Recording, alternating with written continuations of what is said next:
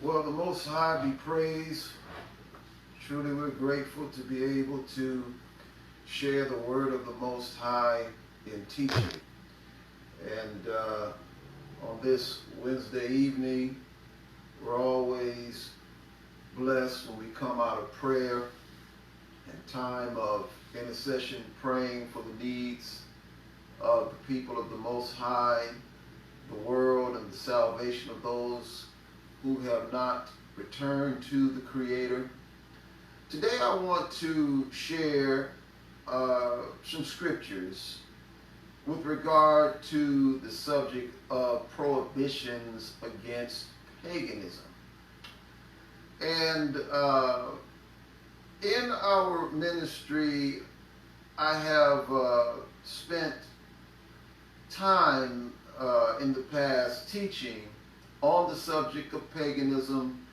There is a course that we have in our Bible Institute on paganism where it goes through the origins of paganism, the system beginning in Babylon, and there's about 5 lessons that we have which deals with it and shows its similarities and similarities to the faith of the Most High and how it is a counterfeit system. Today I'm wanting just to share some passages.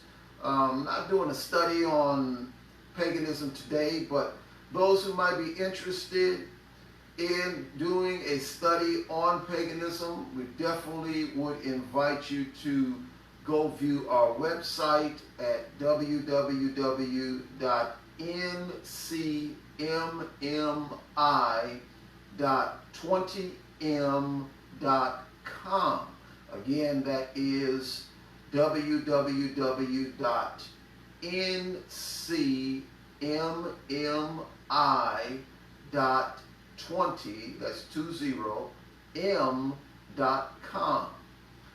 And if you go to the written word library link on that website page, you can get to where we have free biblical studies, where you can download the course that we have on paganism. And you could study those lessons for yourself. But today, the Most High put it on my spirit to just share some scriptures.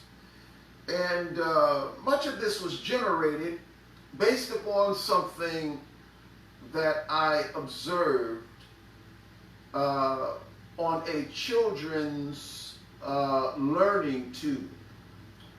And in this children's learning tube, which is something that is used in a classroom where the children are taught the days of the week and also the months of the year, I saw something that troubled my spirit.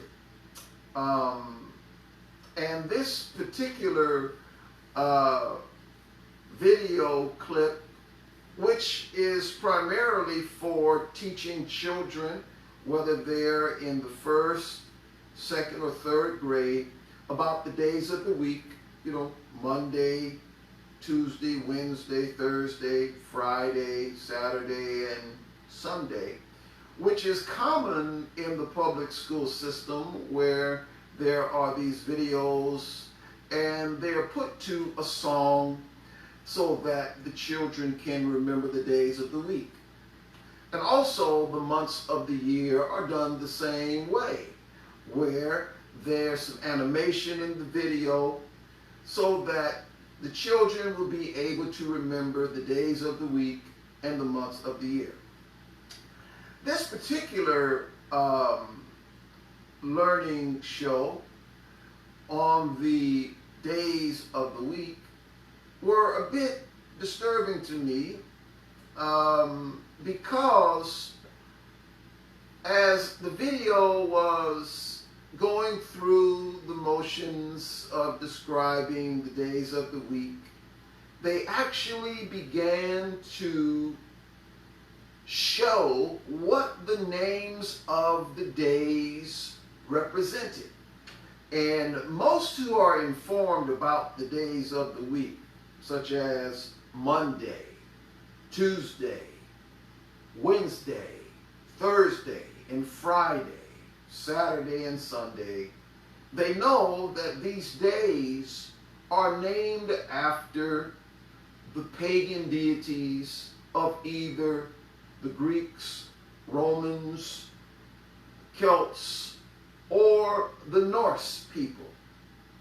So in this video, it actually began to tell the history and origin, just in a snippet, of the days of the week, such as Tuesday being named after the Norse god Tyr, and Wednesday being named after Wodan, the Germanic deity.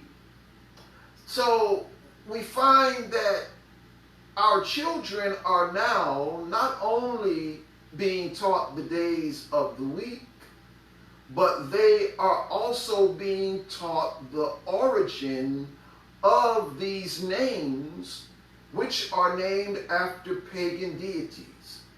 And this is something that I've never seen before. You know, I work in the school district and I'm always working with children.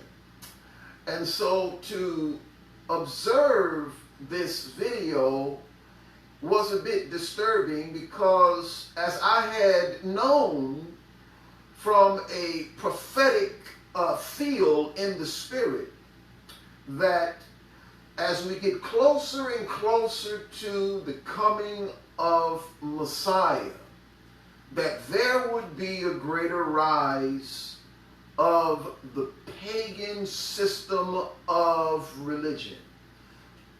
I know for a fact there has been a great resurgence of the neo-paganism in our world today. But because I believe the scriptures to be the word of Elohim, and I believe its prophetic message, that when it predicts certain things to take place in the future, then if what's stated in the book is that there would be idolatry, paganism, and that the scriptures would indicate that that would be present globally prior to the coming of the Messiah, then we have to then believe that there must be gains made within the world system to promote and elevate the pagan religious system.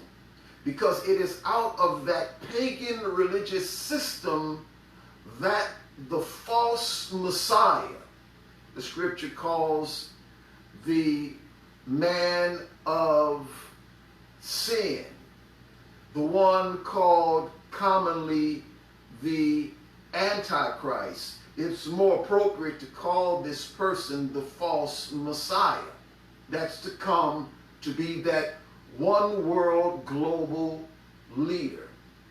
Well, that particular person is going to rise up and put forth the paganism that has been in the world and that was at its height during the time of Babylon with Nimrod, and it continued throughout all of the nations in the world. But it's coming back full swing. And as I said, this situation of watching this video being presented to children within the public school system was something that I would have to say I'm not surprised, but I am disturbed, because I see that the move of the demonic kingdom and the powers of darkness are at work first in educating the youth. And once it educates the youth, the generation that is coming, it's going to begin to mount up its power structure. So we who are believers in the Most High, we need to be reminded about what the scriptures say regarding paganism. Because as it seems, much of the present modern Christian culture doesn't really take to heart what the word says in regards to paganism. Or maybe I should say that much of the believing Christian culture does not take seriously what the scriptures have to offer. So I want to share some scriptures. That's all I'm going to do this evening, is just share some scriptures to inform those who call themselves believers about what the Almighty said regarding paganism and idolatry.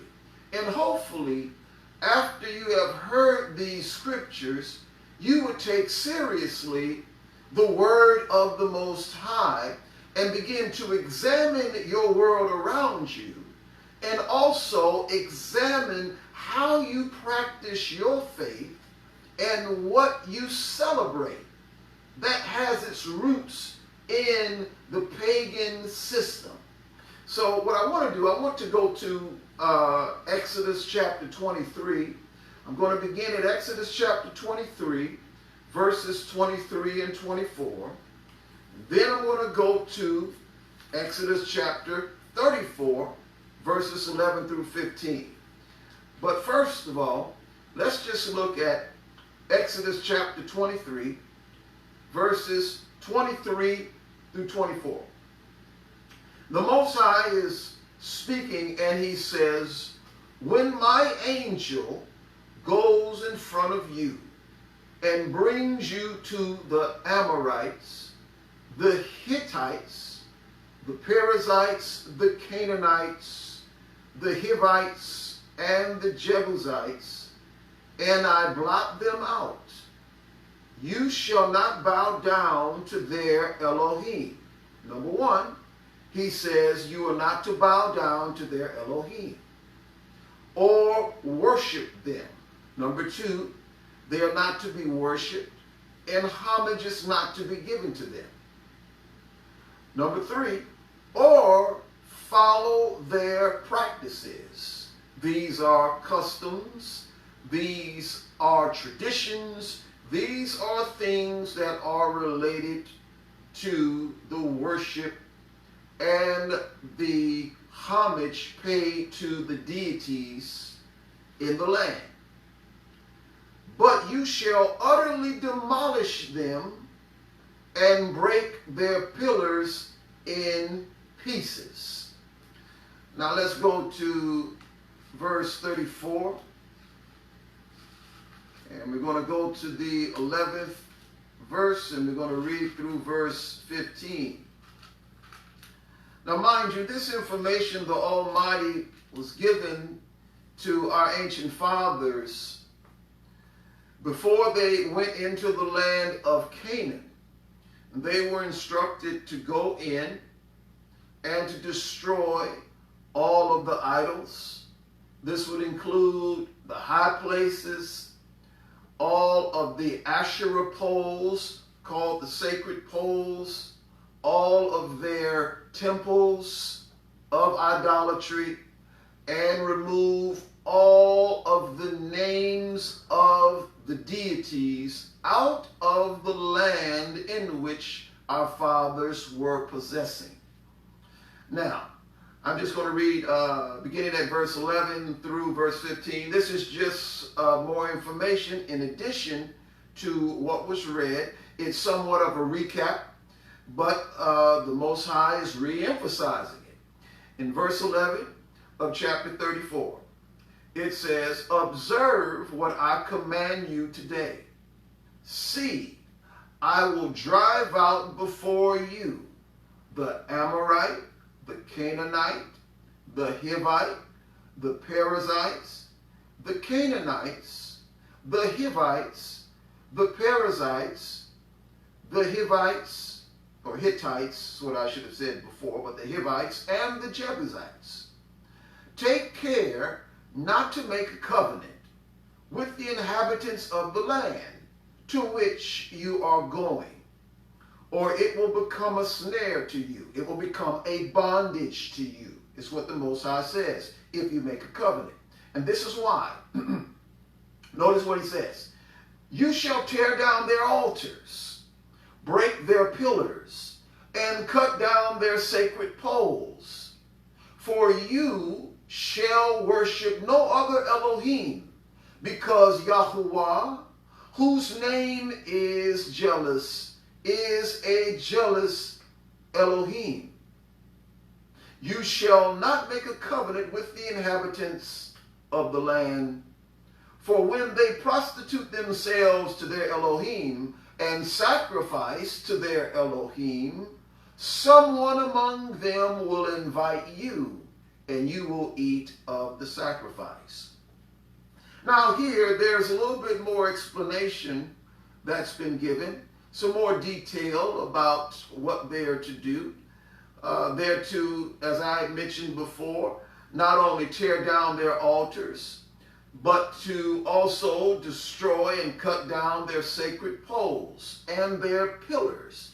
They had pillars and they had these poles that were called Asherah poles. The Asherah poles were poles that were used in the practice of worship to the fertility deity Asherah, or Ashtaroth. That was the name of the Canaanite deity. And so they had these things all throughout the land of Canaan. And the Most High did not want his people to have anything that would deter them from worshiping him.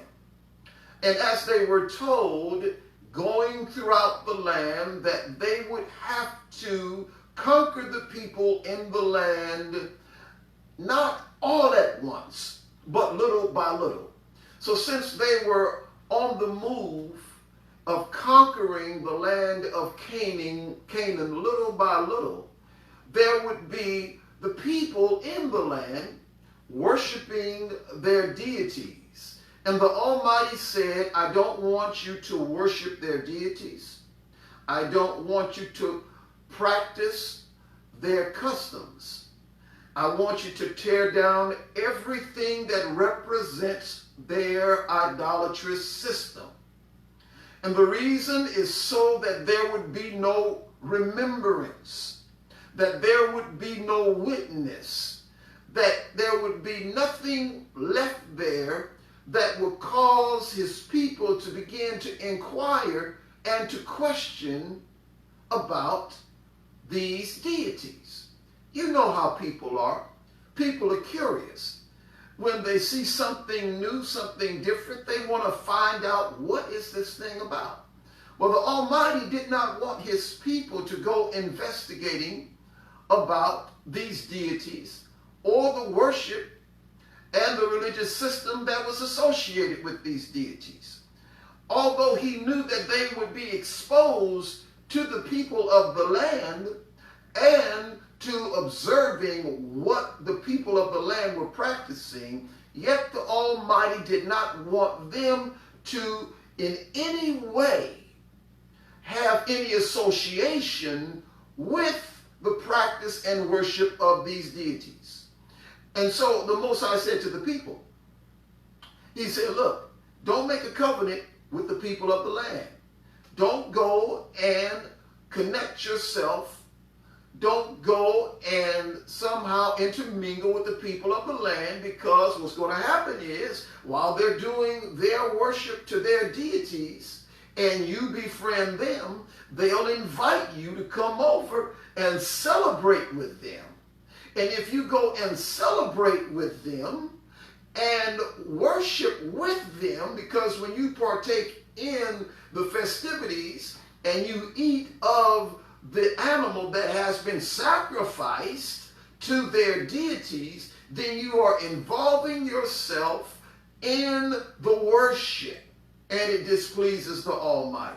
So the Almighty says in that 15th verse of chapter 34, he says, when they prostitute themselves before their Elohim, he says, listen, someone among them will invite you and you will eat of the sacrifice. That's why the Almighty said, look, don't go and make friendships and covenants and agreements with the people of the land, because it would become a snare. The Almighty was laying down these prohibitions not because he was saying that you can't have any communication at all with other people. What he's saying is, don't make a covenant. Don't intermingle yourself in a way that's going to bind you to another people, because their influence and their worship of other deities will also affect you. Now, it's another thing if they're coming and they're inquiring about the Almighty, and if they want to come in and worship the Most High and lead the lifestyle of paganism, that has always been permitted by the Almighty. But let's move forward in our scriptures that we're reading. Another passage I want to read is found over in Jeremiah chapter 10. And I'm reading this, there again, I want to inform the believer on the prohibitions of paganism. You don't hear many preachers talking about paganism and abstaining from the practices associated with paganism. The only thing you may hear is the scripture read over in Exodus chapter 20, where in the reading of the commandments it says, you shall not worship any other Elohim, only me, the Most High said. You will not bow down to them. You will not make any graven images. And we've heard about the making of graven images. We know we're not supposed to do that. But not many are addressing the issues of the customs that the pagans follow. The Most High said, not only do I not want you to bow down and worship these idolatrous images, we get that, but he also said, I don't want you to involve yourself in the practice of their customs. Now, go look in Jeremiah chapter 10. We're going to read the first 4 verses. And in these 4 verses, the Most High speaks to the people. And there's a reason why he says this when he is prophesying through Jeremiah. And I will comment on that after I read these 4 verses. Beginning at the first verse of Jeremiah chapter 10. It says, hear the word of Yahuwah that speaks to you, O house of Israel. Thus says Yahuwah, do not learn the way of the nations, or be dismayed at the signs of the heavens. For the nations are dismayed at them. For the customs of the people are false. A tree from the forest is cut down and worked with an axe by the hands of an artisan. People deck it with silver and gold. They fasten it with hammer and nails so that it cannot move.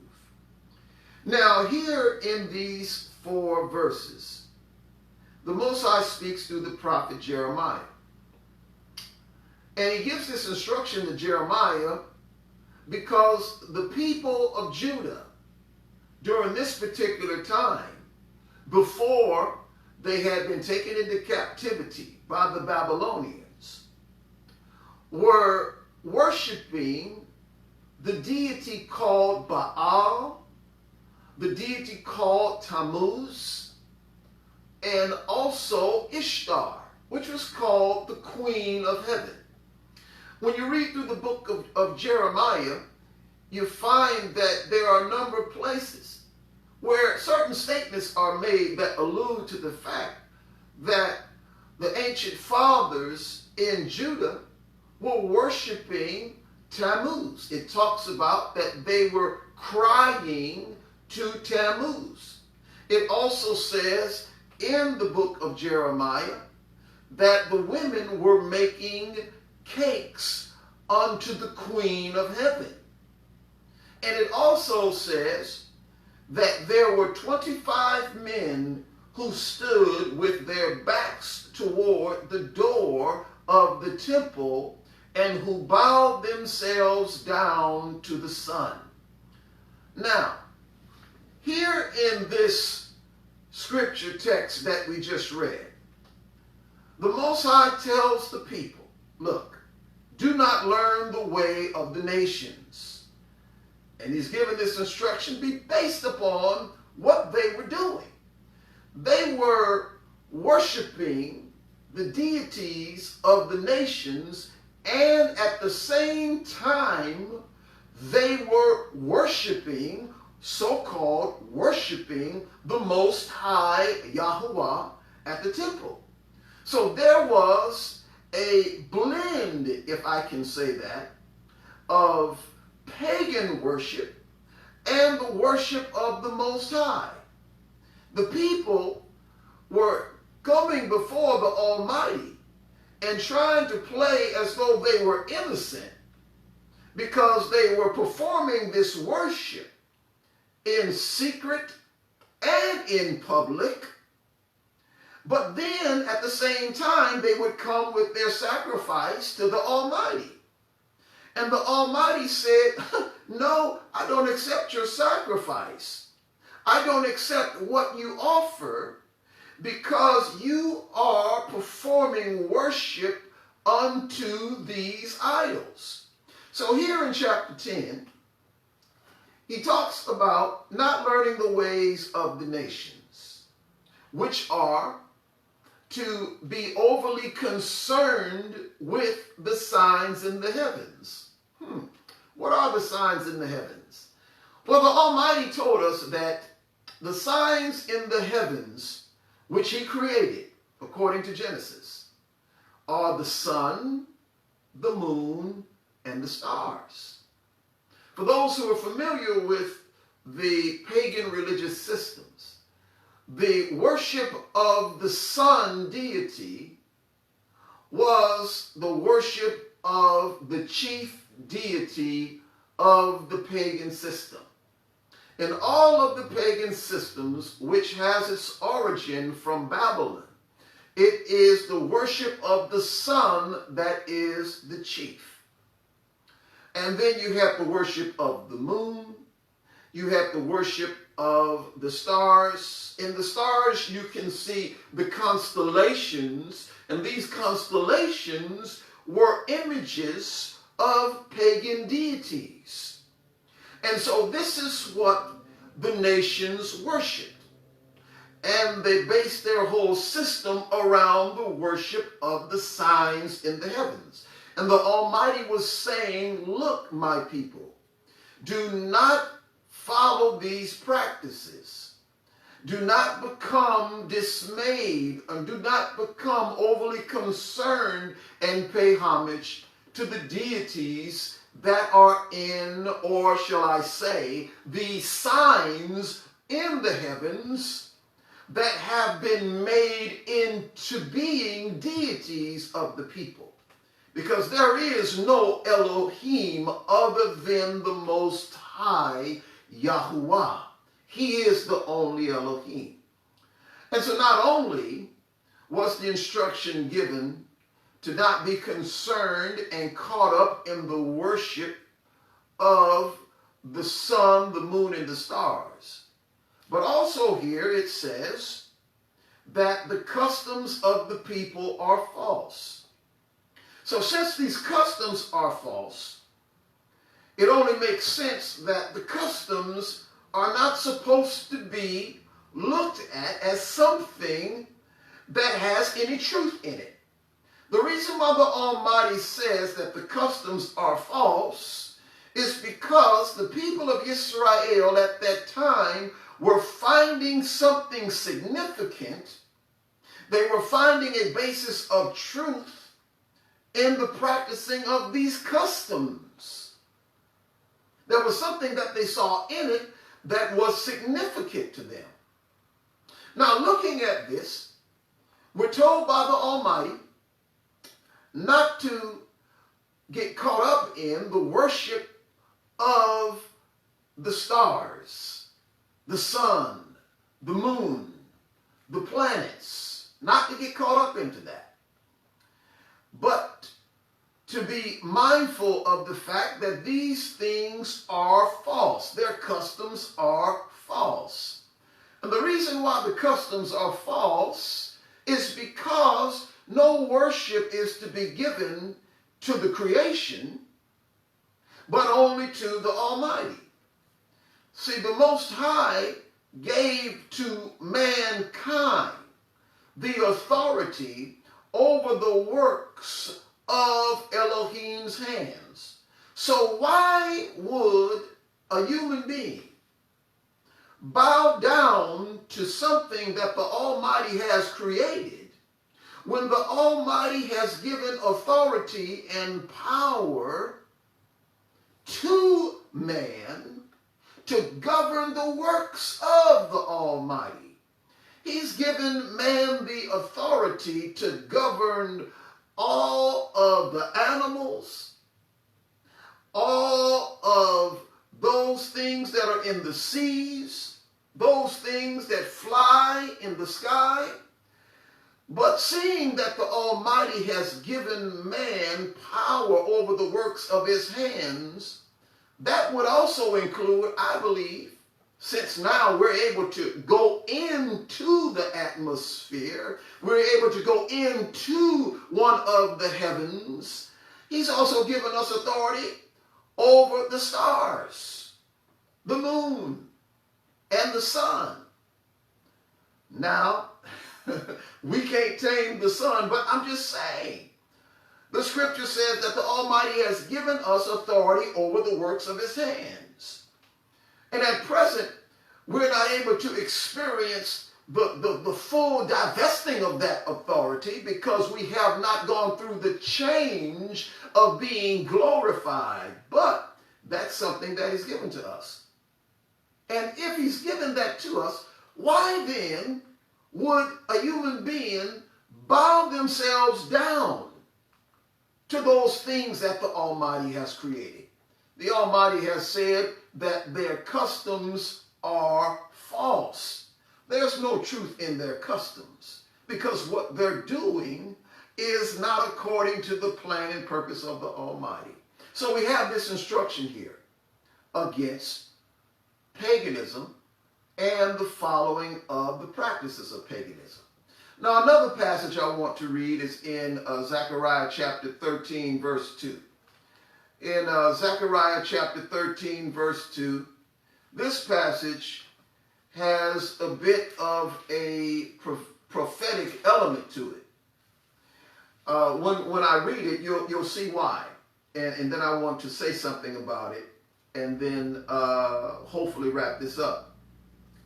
In verse 2 of chapter 13 of Zechariah, it says, matter of fact, let me read verse 1 because that'll tie in the context. It says, on that day, something futuristic.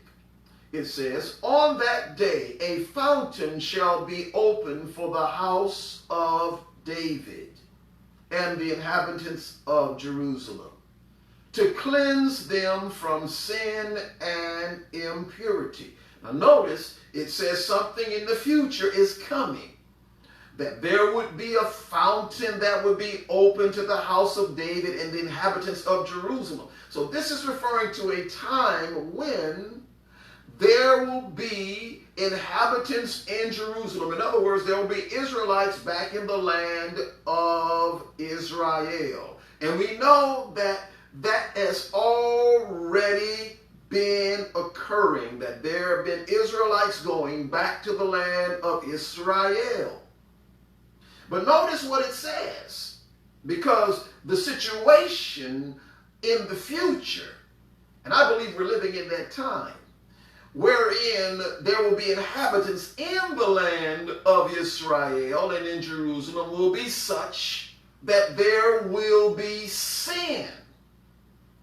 And why would I say that? because it says that this fountain would be opened to cleanse those inhabitants in the land of the house of David and inhabitants in Jerusalem, to cleanse them from sin and impurity.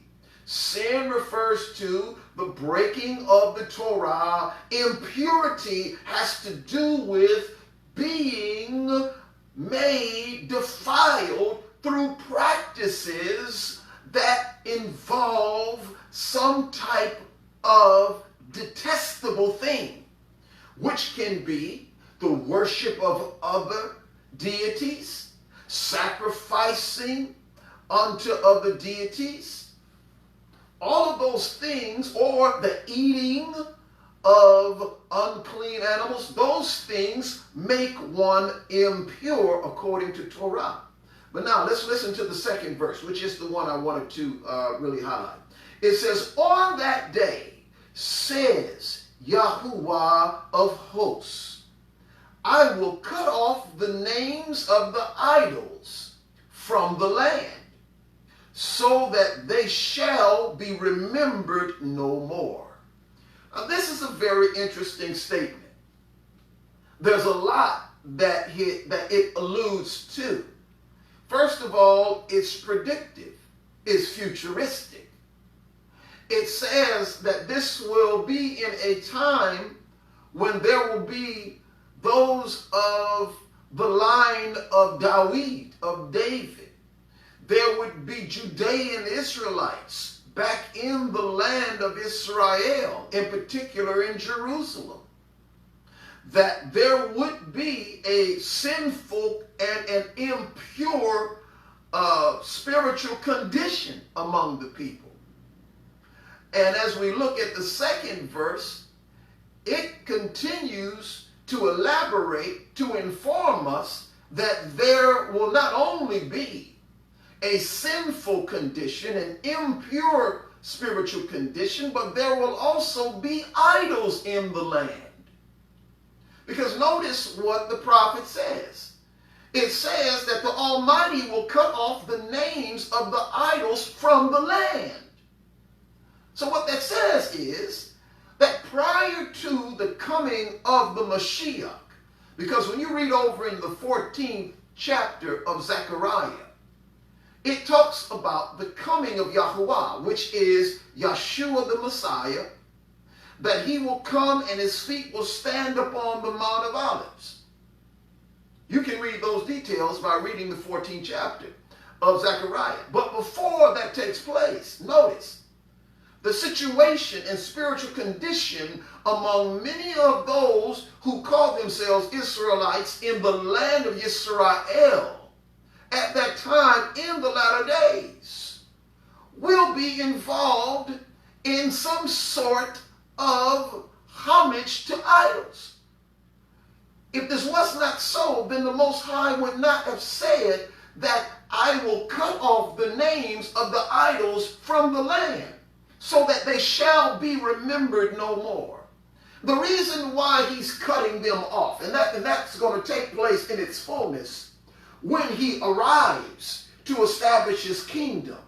He's basically going to do the same thing that our forefathers were told to do when they went into the land of Canaan under the leadership of Yahushua or Joshua during the time when they were coming in and taking over the land little by little.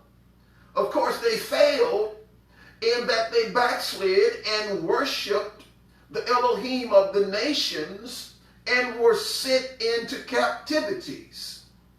But here in Zechariah chapter 13, this prophetic word, which is a word that is reiterating what the Almighty had told our ancient fathers when they were going into the land, that look, you are to just get rid of everything that has any semblance of the pagan religious system.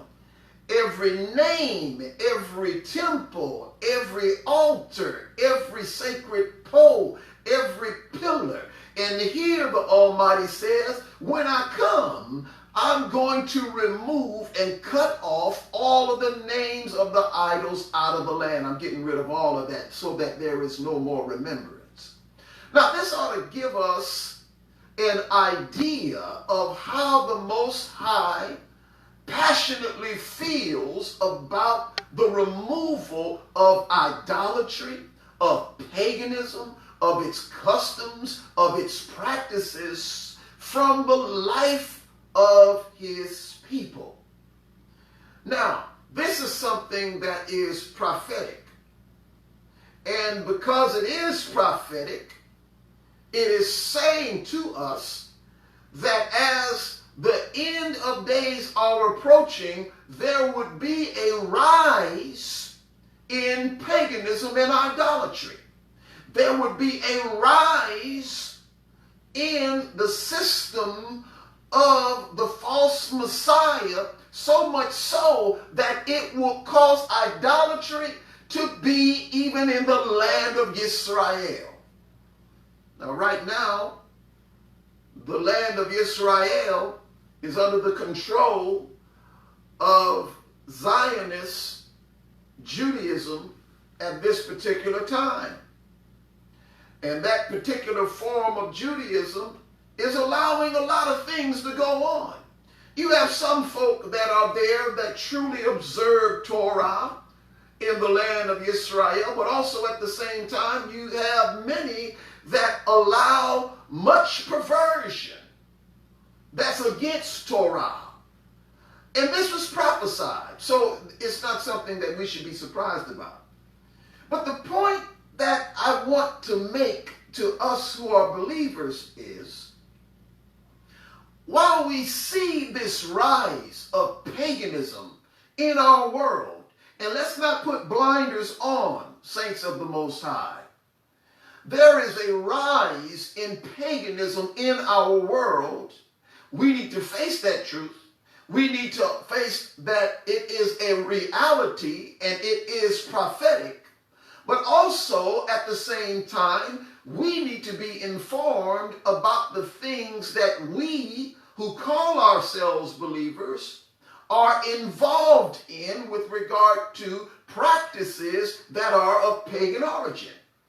There's a great many things that we as believers have blended in to our faith in the Messiah. And I spoke about this a little bit in our last Wednesday's teaching as we were discussing about how by the power of the name of the Messiah that there's to be a restoration and a renewal in the lives of his people. And that as we approach the time of the renewal, that the Almighty is calling for a restoration back to the original faith. We have talked about the fact that there was a blending of paganism mixed in with the Messianic faith. And in our day, we are seeing this rise.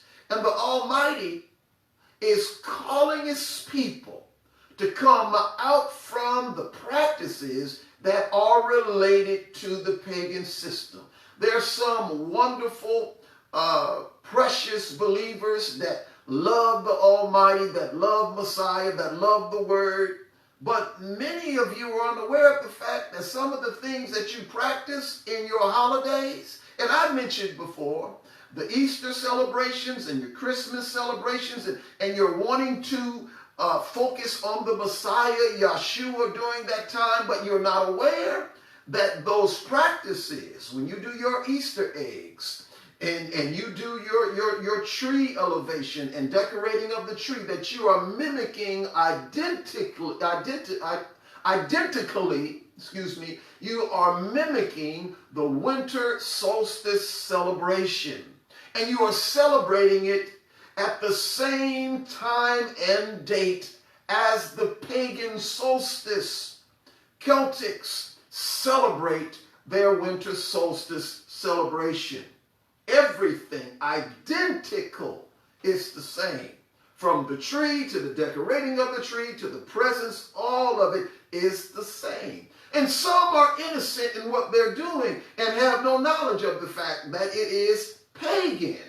But I must inform you who hold to the Bible as being your anchor, that the Almighty has prohibited the following of the customs and practices related to the pagan system.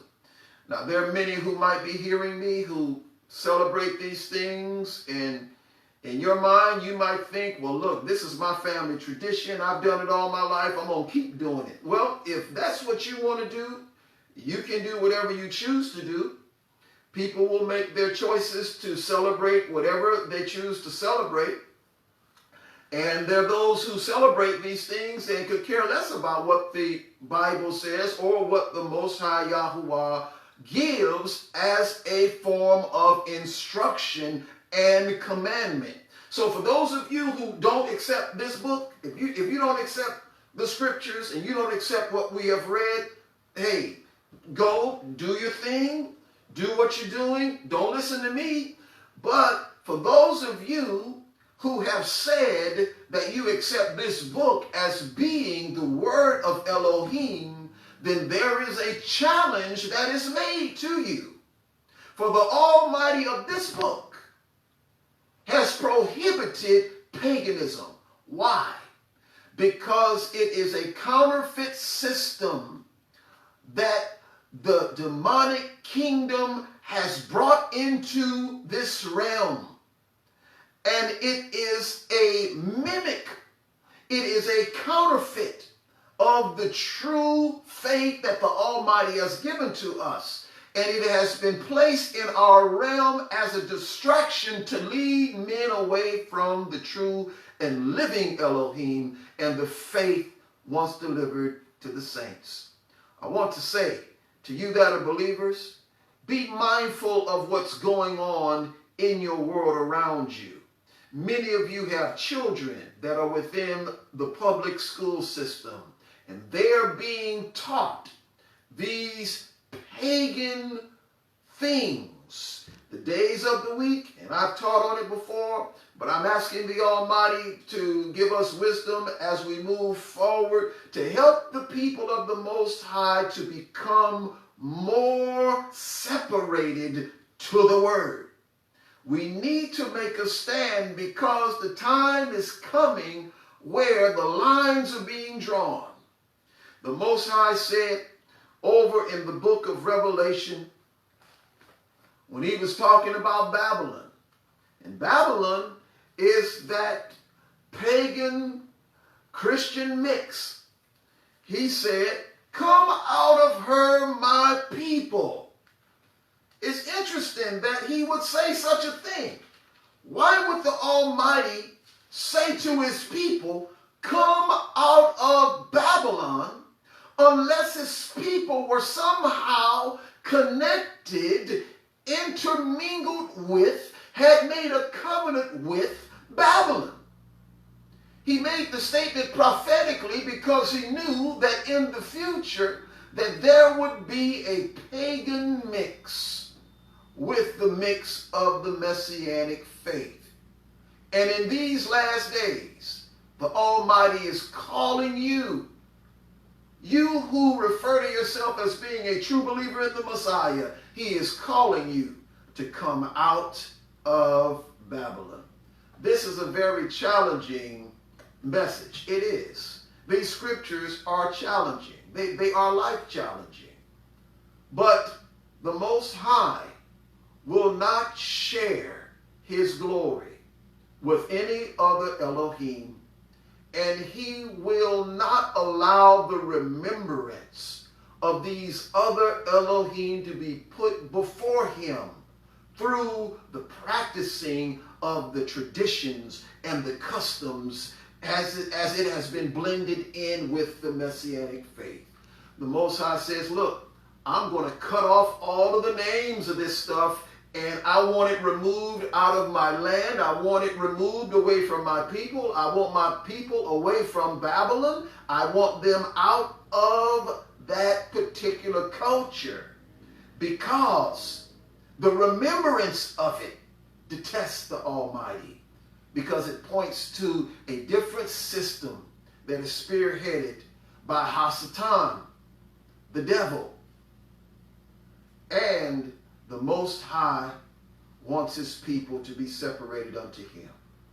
Very challenging message this is, but I want to encourage you that follow the Almighty to be obedient to his ways. Follow his word. Keep his commandments. As a servant of the Most High, I share this because I love you as his people. And I have a charge to keep. I have Elohim that I must glorify. And I must not allow the blood to be on my hands by keeping my mouth shut to what is occurring in our world. For those of you who might need prayer, who might find yourself at a crossroads, you might find yourself straddling the fence, I just want to pray for you. Abinu Makeno, I come before you right now in prayer for those who are straddling the fence, those who are at a crossroads, those who find themselves not able to truly decide between you and the world. I pray, Most High, first of all, that your mercy would be upon them. And I ask, second of all, Father, that you would give them the courage and the power through the Spirit to be able to make the choice for you, for your word, and for your ways.